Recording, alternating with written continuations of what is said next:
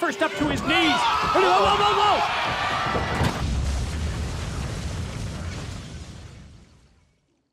Salut à toutes et salut à tous et bienvenue dans la fausse... Là, ça fait longtemps que j'ai pas fait cette intro. Salut à toutes et salut à tous et bienvenue dans la fausse à piquette, ici Aurel, et ça fait un petit moment qu'on n'avait pas fait de vidéo. Il y avait plusieurs explications à ça, notamment le manque un petit peu de temps, on lance la chaîne YouTube, bon, faut qu'on prenne le temps de s'organiser un petit peu pour trouver à quel rythme on fait les vidéos, quand est-ce qu'on les fait, tout ça. Et il y a également le fait que ce qui s'est passé à la WWE ces derniers temps, juste après Hell in a Cell, était quelque peu compliqué à commenter parce qu'il y avait à la fois beaucoup de choses à dire, mais en même temps c'était pas très inspirant parce que la WWE s'était enfoncée dans des storylines et des considérations mercantiles qui étaient quelque peu décourageantes à commenter. On va quand même faire un petit topo de ce qui s'est passé cette année. Je me concentrerai seulement sur Raw, sur SmackDown et 205 Live. Alors pourquoi ? Parce que j'ai remarqué que lorsque je voulais parler de mes matchs préférés cette année, il y avait beaucoup trop de matchs de NXT dans mon top. Non pas que je considère que NXT est en dessous de Raw, SmackDown et de 205 Live, mais que il faudrait quand même un petit peu parler de Raw et de SmackDown. Et c'est pour ça que je vais consacrer une vidéo entière à la NXT qui sortira dans les prochains jours. Aujourd'hui, c'est le topo. Demain, ça sera les prévisions pour 2019, un petit peu ce qui peut se passer, ce qui devrait se passer, et ce qui doit se passer pour que la WWE puisse repartir sur de bons pieds. Bref, bienvenue dans la fausse à piquette, c'est parti pour le bilan de l'année 2018. Top et flop star de 2018. On va commencer pour ce top et flop 2018 qui ne sera pas vraiment un top puisque je leur donne pas grand chose dans ce top et je déteste les tops aussi. Par la superstar de l'année sur chaque brand, donc les superstars de l'année, puisque, excepté 205 Live, on va parler des hommes comme des femmes. Et à SmackDown, ça a été un petit peu compliqué à choisir. Je dois avouer que The Miz se plaçait quand même parmi mes favoris, mais force est d'admettre que AJ Styles tient la barque.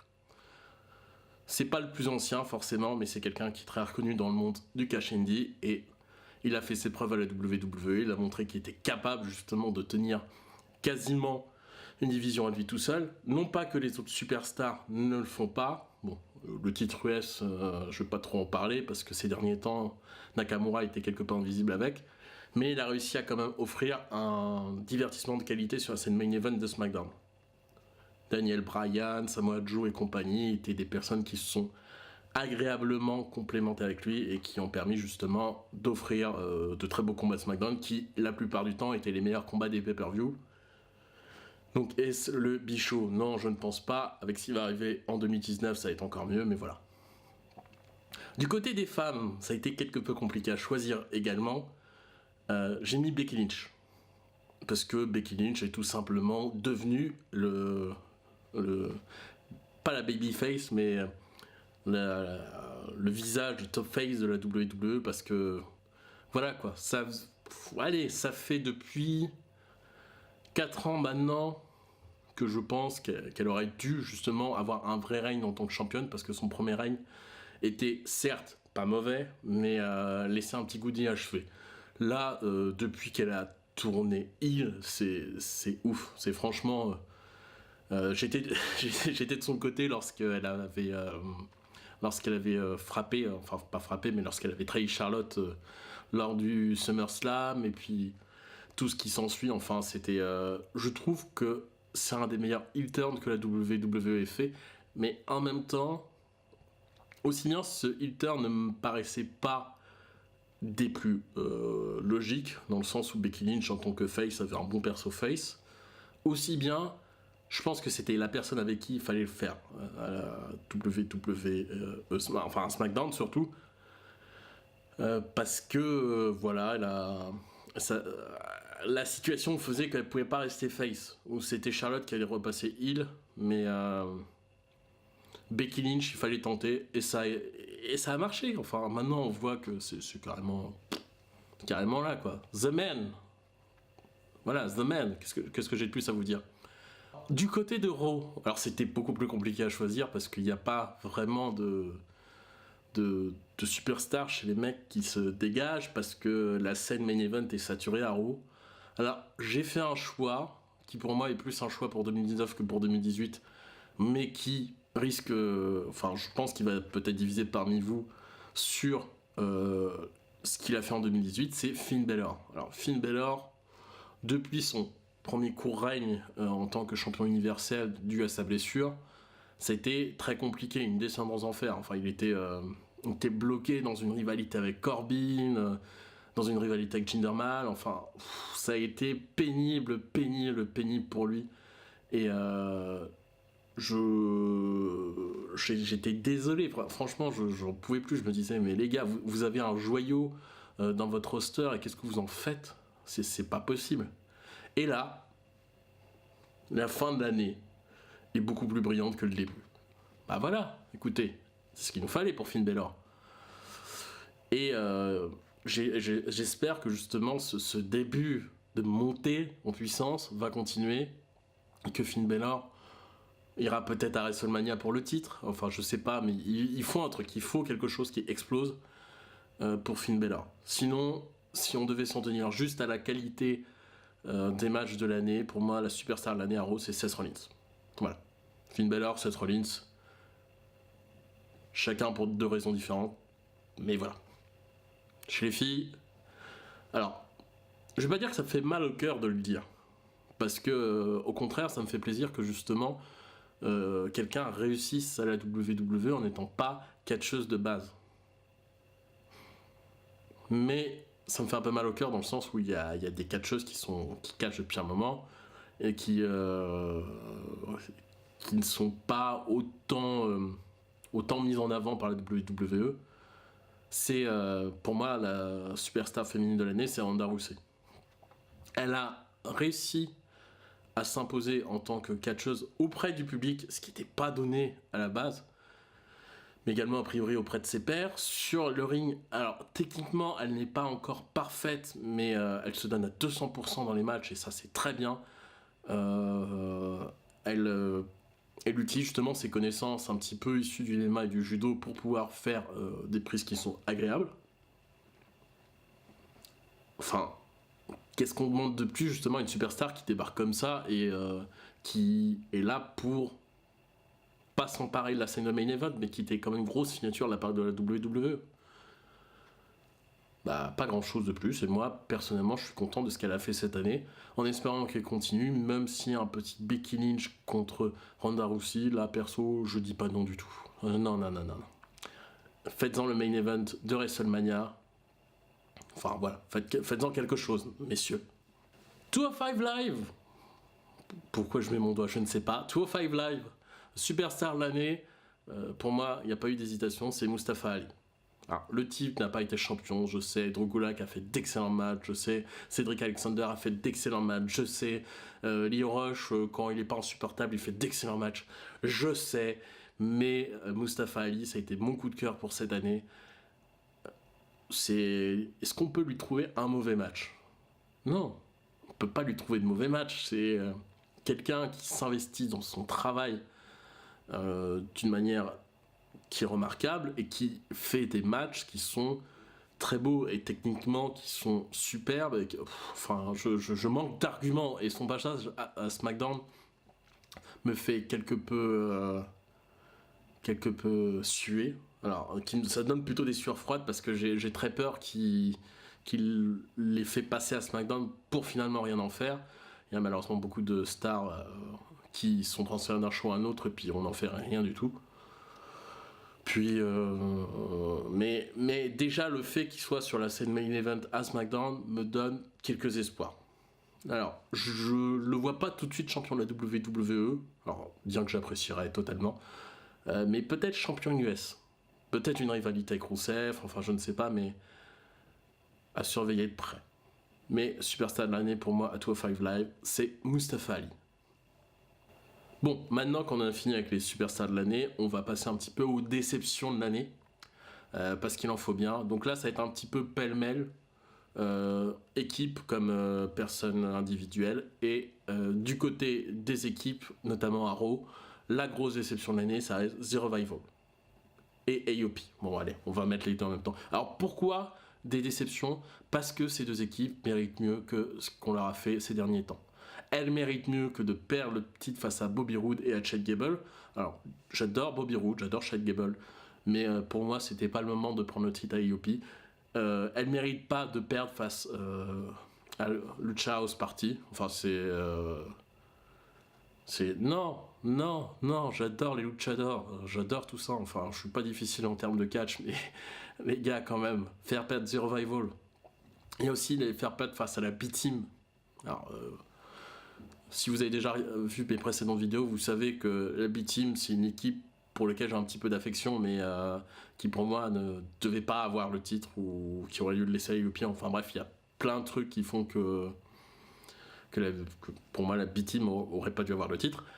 Et surtout, avoir battu The Revival à plusieurs reprises, alors que voilà, The Revival mérite le titre. Et IOP, ils ont été maltraités parce qu'ils n'ont pas été montrés comme totalement monstrueux comme ils l'étaient à l'NXT. Enfin, j'ai pas ressenti justement ce côté destructeur. La seule fois, allez, on va dire, où je l'ai vraiment ressenti, c'est quand ils étaient en main event. Lorsqu'il y a eu Strowman qui faisait une guerre ouverte contre Reigns avec plein de gens tout autour. Ouais, bon, c'est pas top quoi. La scène tag team n'a pas assez de temps en gros. Voilà. On voit des matchs, mais ils sont pas intéressants. Il n'y a pas d'enjeu. Enfin, il faut quelque chose de plus. Il faut soit qu'on remonte un petit peu justement les équipes vraiment mid-card équivalent avec le titre intercontinental. Ou faut faire quelque chose parce que la scène tag team Raw, elle est en train de se casser la gueule. Hein. Soyons honnêtes. Côté des déceptions individuelles, Bobby Roode. Alors j'aurais adoré qu'il fasse un vrai truc. Mais il a été sous-utilisé pour un moment. Et là, en ce moment, il est champion par équipe. Ce qui est pas mal parce que ça lui fait quand même déjà 3 titres à la WWE, champion de NXT, champion par équipe et champion US. Mais il est sous-utilisé. Allez, Bobby, vas-y, tu vas la voir. Enfin, je sais pas ce que tu vas voir, mais tu vas la voir. Côté SmackDown, c'est Rusev pour moi qui a été la déception de l'année. Totalement sous-utilisé alors que les gars, il y avait le Rusev Day. Rusev Day, je crois que c'est sûrement un des mouvements, si on peut parler de mouvement, qui a le plus enchanté les fans. Et qu'est-ce que vous nous faites ? Bah, vous profitez pas justement de ce momentum pour pouvoir faire quelque chose avec Rusev. Enfin, il y avait les titres par équipe, le titre US, le titre de la WWE que vous pouviez donner à Rusev et vous l'avez pas fait. Bravo. Franchement, c'est pas terrible tout ça. C'est dommage parce que Rusev mérite beaucoup mieux que ce qu'il avait jusqu'alors. Il y a pas longtemps, il a gagné le titre US pour en finir enfin avec le règne quelque peu décevant et invisible de Nakamura, qui d'ailleurs est l'autre déception pour moi de cette année du côté SmackDown. Enfin, il a quelque chose, donc maintenant, laissez-le avec le titre US, enfin laissez-le défendre son titre face à d'excellents catcheurs. Et Nakamura, voilà, l'autre déception de l'année chez les mecs à SmackDown. Bon bah, il a commencé là, il a fini là. C'est-à-dire, il a commencé en étant prétendant pour le titre la WWE, une rivalité qui s'est poursuivie pendant beaucoup trop longtemps, je pense. Et là, il a fini champion UF, ce qui est pas mal en soi. Mais en étant complètement transparent. Enfin, Nakamura mérite pareil, il mérite mieux que ça. Enfin, oui, du coup, moi je serais pour qu'il ait le titre de la WWE. Pour qu'il puisse justement montrer un petit peu plus ce qu'il vaut. Parce que là, la manière dont on a booké ces matchs était vraiment en dessous de ce qu'il sait faire. C'est très dommage. Et chez les femmes, la déception de l'année, c'est Asuka. Mais alors pourquoi avoir fait ça, Asuka ? Elle était invincible, invaincue, pendant un petit moment quand même, hein, Asuka. En fait, elle a été vaincue que cette année par Charlotte à WrestleMania, ce qui était en soi justement un des matchs les plus attendus. Et qu'elle soit vaincue, ok, d'accord, ça me va totalement. Il fallait bien quelqu'un pour la vaincre à un moment ou à un autre. Mais après, qu'est-ce qui s'est passé ? Enfin, je sais pas, mais... vous avez quelque chose qui défonce les murs et d'un coup, c'est arrêté par Carmella. Enfin, Carmella, c'est pareil. Je la trouve rigolote. Moi, je l'apprécie pas mal en tant que personne. Pas en tant que catcheuse, j'ai un peu de mal. Mais en tant que personne, je l'apprécie pas mal, mais le fait qu'elle garde le titre face à Asuka montre que les gens qui ont écrit cette partie du script étaient complètement pétés à ce moment-là. C'est pas possible. Enfin, il y avait quelque chose qui allait pas. Enfin, vous détestiez Asuka, c'est ça. Fallait pas lui faire gagner le Royal Rumble, quoi. Enfin, c'était... ça me paraît évident, mais... Non, Asuka, pour moi, c'est une des déceptions de l'année parce que on n'a pas su la booker comme il fallait, puis voilà. Enfin bon. 205 Live, pas de déception vraiment, puisque c'est un peu compliqué de voir tous les catcheurs en 1 heure de temps. Et globalement, quand je prends le temps un petit peu de regarder, parce que c'est vrai que je regarde pas toutes les semaines, mais quand je prends le temps de regarder, tout le monde fait son taf. Je dirais peut-être la seule déception, paradoxalement, c'est aussi Mustafa Ali qui n'ait pas eu le titre, mais c'est tout. Il n'y a pas beaucoup plus que ça, tous les catcheurs seront bien bookés, donc voilà. 205 Live, un produit de qualité, mais qui mériterait d'être peut-être un poil mieux écrit pour qu'on puisse suivre, justement, qu'on ait plus intérêt à suivre 205 Live. Maintenant qu'on en a fini avec les top stars et les flop stars, on va passer au match de l'année. Donc comme je disais, je ne vais pas parler de la NXT parce que sinon on avait 9 matchs sur 10 de mon top qui étaient la NXT. Donc je vais me concentrer uniquement sur les matchs de la WWE. J'ai pris pour règle de prendre que des matchs de pay-per-view. J'ai dû faire exception pour un des matchs qui sera dans mon top. Je vous dis ça tout de suite. Top match de 2018. Donc après avoir parcouru toutes les listes un petit peu de pay-per-view, j'ai réussi à faire ressortir 5 matchs. Alors, que je vais pas vous donner classés dans l'ordre parce que c'est un petit peu compliqué de les classer, mais qui sont parmi mes favoris cette année à la WWE, Raw, SmackDown, 205 Live. Un des matchs que j'ai préféré cette année et que je vois pas beaucoup ressortir dans les tops, mais qui pourtant m'a fait beaucoup vibrer, ça a été Seth Rollins contre Elias pour le titre intercontinental. Là, on a vu que Elias était capable de justement de catcher comme il fallait face à des top face de la WWE. Et ce match m'a donné beaucoup de frissons parce qu'il était très sympa, il y avait beaucoup de moments très cool et limite, franchement, si Elias avait gagné le titre intercontinental à ce moment-là, ça m'aurait pas gêné du tout, j'aurais adoré. Seth Rollins l'a gardé très bien, s'il a fait un règne plus que décent. Mais voilà, très bon match, très très bon match. Je vous conseille d'aller le regarder. Petite indication quand même, Seth Rollins versus Elias, c'était Money in the Bank. Prochain match qui fait partie de mes préférés, Becky Lynch contre Charlotte Flair. Alors vous allez me demander lequel. J'ai quand même un petit coup de cœur, comme beaucoup de monde, pour le Last Women's Standing match qui a eu lieu à Evolution, qui était un match de taré. C'est le match qui a eu à Super Showdown était très bon. Le match qui a eu à SummerSlam en trio était très bon aussi avec Carmella. Mais mon match préféré, Charlotte Flair contre Becky Lynch de cette année, c'est le match à Evolution. Evolution, je vais revenir un petit peu dessus après, qui était un très bon pay-per-view, mais qui était sublimé, vraiment sublimé par ce match. C'est la folie. Je veux que des matchs comme ça dans la division féminine, pas que des Last Women Standing, pas que des sans disqualification, parce qu'au bout d'un moment ça devient lassant, mais il y a de quoi faire là. Enfin, il y a de quoi faire, on a de la technique, on a de la psychologie de ring, on a un petit peu de, justement, de no DQ qui fait un petit peu du bien des fois, c'est... Voilà, allez voir ce match si vous l'avez pas vu encore une fois, mais je vais vous dire ça pour chaque match du top. Allez le voir. Ça montre enfin que la WWE a compris qu'on pouvait faire quelque chose avec les femmes plutôt que de mettre toujours les mêmes hommes devant et que ça ne serve à pas grand chose puisque on en a marre au bout d'un moment. On veut voir des matchs féminins, on veut voir des matchs féminins de qualité. Messieurs la WWE, bravo pour ce match. Il y a aussi comme match que j'ai bien aimé cette année, AJ Styles contre Samoa Joe, le match à SummerSlam. C'est le seul match qui se termine par DQ que j'ai aimé cette année, parce qu'en général je n'aime pas les matchs qui finissent par DQ, c'est toujours une solution de facilité pour pouvoir relancer une rivalité qui est en train de s'essouffler, mais là, pour le coup, c'est monté aux gradations. Il y a eu quelque chose qui a fait que ce match était vraiment excellent.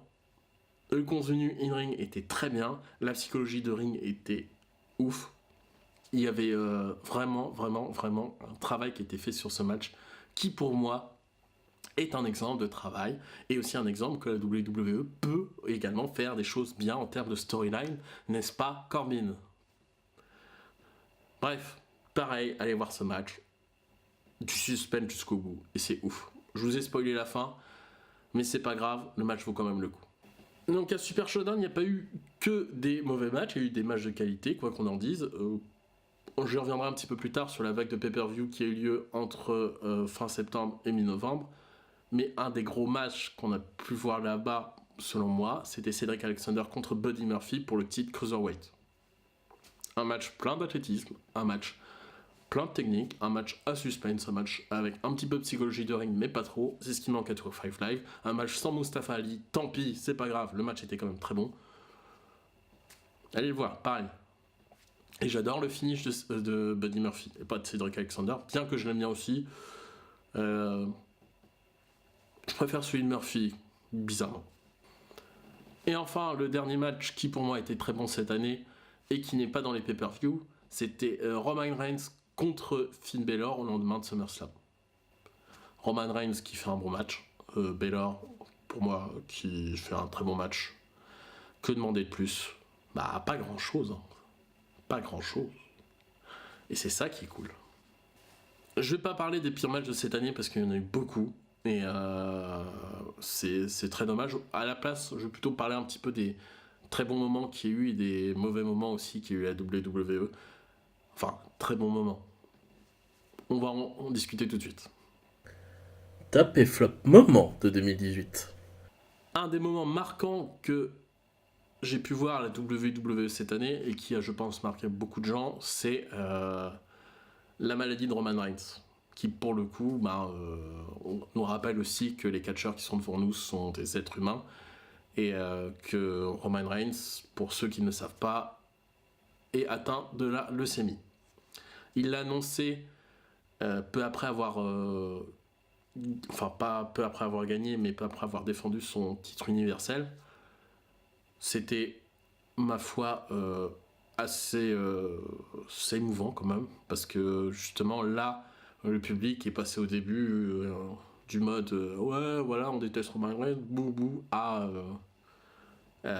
justement un public qui comprenait que le personnage de Roman Reigns n'est pas le même que la personne, et du coup, qui l'ont remercié avec une foule qui chantait encore Thank you Roman, Thank you Roman. C'était wow. Et ça montre aussi que le public de catch n'est pas idiot, si vous en doutiez.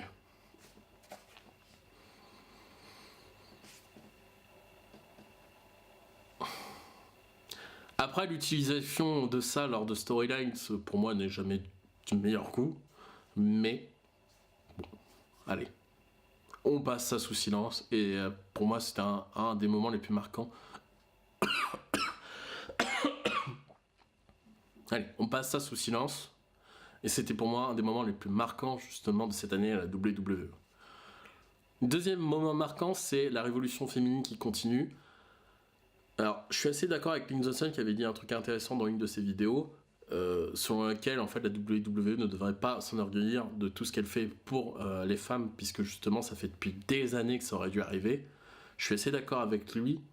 Néanmoins, je suis assez content que les scripts et même l'organisation ne prennent pas ça à la légère, parce que parce que justement ça aurait été vu comme un privilège qu'on offrait aux catcheuses, et donc du coup on leur aurait donné miette par miette. Non, là, un Royal Rumble, un Last Woman Standing, un TLC, un pay-per-view en féminin cette année, ça continue, et pour moi c'est très bien, il faut que ça continue dans cette voie, quitte peut-être à voir dans 1 ou 2 ans le main event de WrestleMania qui soit un match féminin. Allez, pourquoi pas, soyons fous. Donc cette évolution continue. Et justement, en parlant d'évolution, pour moi, c'est un moment marquant aussi, mais qui a été noyé entre les considérations mercantiles de la WWE, comme je disais au début, entre Super Showdown et Crown Jewel. C'est-à-dire que vous aviez un pay-per-view qu'il ne fallait sûrement pas rater. C'était justement WWE Evolution, coincé entre Super Showdown qui était pas mal, mais peut-être éclipsé par le match Triple H contre Undertaker, et Crown Jewel qui était insipide. Voilà, c'est dommage, mais bon, considération mercantile, on peut pas faire grand chose contre ça. La WWE est une société qui est là aussi pour se faire l'argent. Bon, bah, on peut pas toujours donner ce qu'on veut aux fans. Enfin, nous, fans, on peut pas toujours avoir ce qu'on veut, plutôt, dans ce sens-là. Et... C'est comme dernier moment, ça va.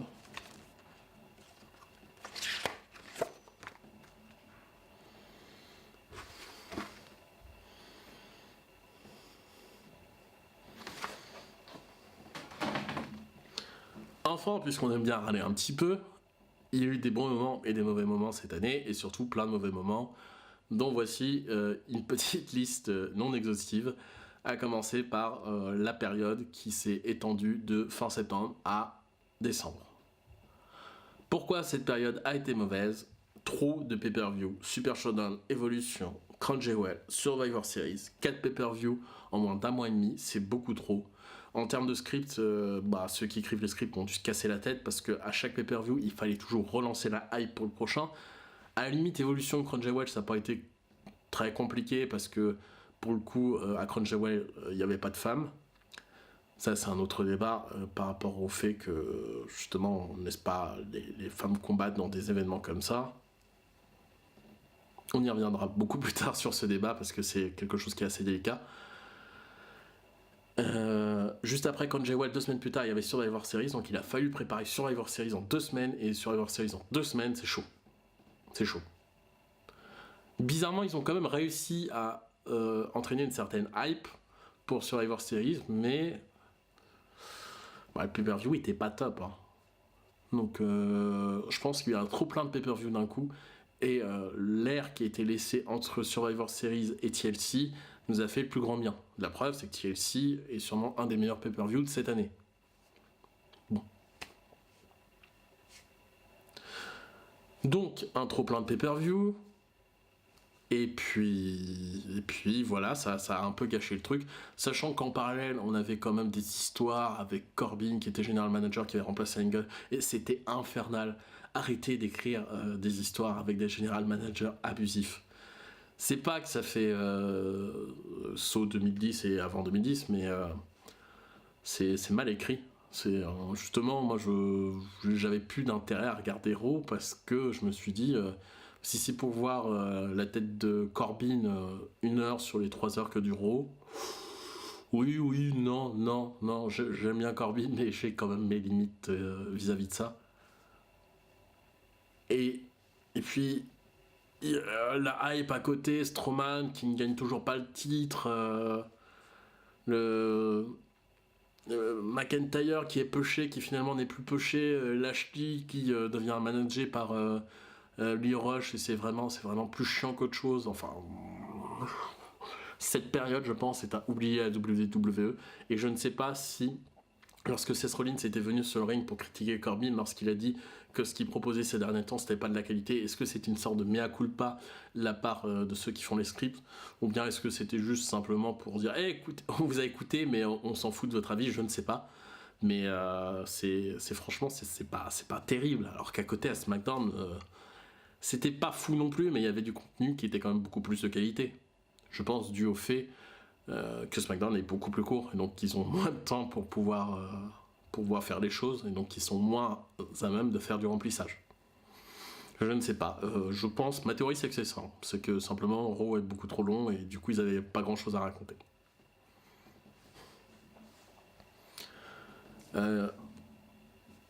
Encore dans les pires moments, je reviens sur Asuka, parce que j'ai très peur pour les superstars de la NXT qui vont arriver. Ne faites pas comme ce que vous avez fait à Asuka cette année, en la décrédibilisant totalement, en lui faisant perdre des matchs qu'elle devrait gagner haut la main. Enfin, que faites-vous? Enfin, Faut arrêter de décrédibiliser des superstars sans raison. Et pour aucune raison, enfin... Elles vous ont rien fait, a priori. Et le public les aime bien. Asuka, ça va, Rousseff Day, enfin... Non, non. Faites attention au public. Le public est un bon indicateur. Et personnellement, j'en avais marre de voir Lesnar champion. Il a perdu le titre. Et un des pires moments de cette année, encore une fois, c'est quand il l'a regagné. J'étais en mode, putain, on est reparti jusqu'à WrestleMania, ça se trouve, pour ça. Mais les gars, enfin... personne veut voir Lesnar champion. Je veux dire, est-ce que vous serez content d'avoir un patron qui vient que une fois toutes les semaines, et encore une fois toutes les semaines, je suis gentil, hein, voir ce que vous avez fait. Ah, mais vraiment, je parle pas d'un grand patron, hein, parce que les grands patrons, si vous bossez dans une entreprise qui est très très grande, vous le voyez peut-être pas souvent, et là c'est normal ou pas, ça c'est une question de société, mais je veux dire, c'est pas normal pour moi. Je veux dire, après, on lui a offert ce contrat. Honnêtement, il aurait été bête de refuser, mais voilà, le titre universel n'existe plus. On n'a plus vraiment de gens qui tiennent la barque à Raw.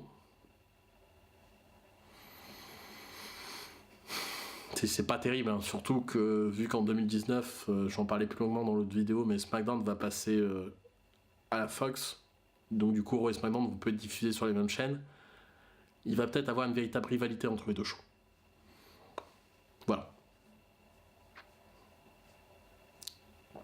Bref, en 2019, faites attention à ça, faites attention à la manière dont vous avez décrit les trucs, parce que si ça se répète trop, Corbin, c'était beaucoup trop long, c'était beaucoup trop chiant.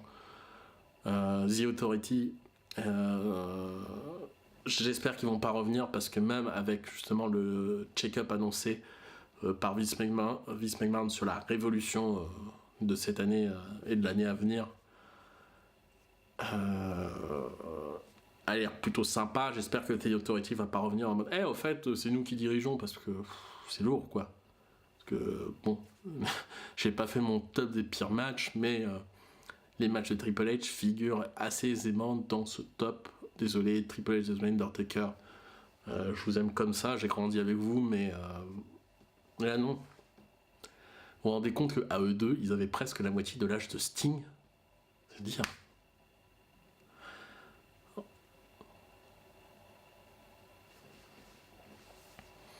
Donc du coup, pour résumer cette année, une année qui a été une montagne russe en termes de qualité, un bon début, un gros milieu où c'était moyen, allez, un troisième quart où c'était vraiment pas terrible. Bon allez, non, plutôt 4/5e qui était pas terrible, et enfin le dernier 5e où là par contre, c'est la folie. Je sais pas ce qui se passe, ils nous écrivent des trucs de qualité. Des matchs très bons qui ont été noyés dans des pay-per-view absolument dispensables. Je pense à Fastlane, je pense à Crown Jewel, je pense au Greatest Royal Rumble. Et des talents qui sont mis de côté, qui sont un petit peu gâchés justement par ça. Et c'est le problème, et c'est une question que la WWE devra peut-être se poser. Ou peut-être qu'elle se l'est déjà posée et qu'elle le fait exprès. C'est pourquoi avoir autant de talent si c'est pas pour en servir. Je veux dire, main event, je pense pas qu'il y ait beaucoup de monde qui regarde le WWE main event, même si on a des superstars qui sont pas top card, qui combattent et que les gens aiment sûrement. On n'est pas beaucoup à le regarder. Et puis la scène indie là qui est désaturée, enfin qui commence un peu, enfin qui commence pas justement. Et cette stratégie de garder plein de stars sous le quai. Et ces stratégies de garder plein de superstars verrouillés pour pas qu'ils aillent combattre ailleurs, pour moi c'est vraiment pas terrible, parce que justement la scène indie regorgera toujours de stars, parce que quand une superstar s'en va, une autre arrive, et justement que ces superstars laissent la place à d'autres personnes qui n'auraient pas eu justement la possibilité autrement d'avoir la lumière, c'est bien. Mais mais c'est quand même pas une belle stratégie en soi. Surtout que soit il faudrait carrément repenser à un autre show, un troisième show, qui serait pas NXT, qui serait pas Raw, qui serait SmackDown, et à ce moment-là ça deviendrait très compliqué à gérer. Enfin, cinquième show du coup, parce que j'ai pas compté la NXT, et 205 Live je l'ai oublié. Et puis voilà. Pour moi, c'est très compliqué avec toute cette superstar, et j'espère que le WWE va faire quelque chose contre ça, qui peut-être appuiera un petit peu pour que les autres puissent aller recombattre. Enfin bref, c'était Aurel avec la fausse à piquette. Bonne fin d'année 2018, bon début d'année 2019. Attention à vous, prenez soin de vous, bonne santé, et à demain pour une prévision de ce qui va se passer en 2019. Salut!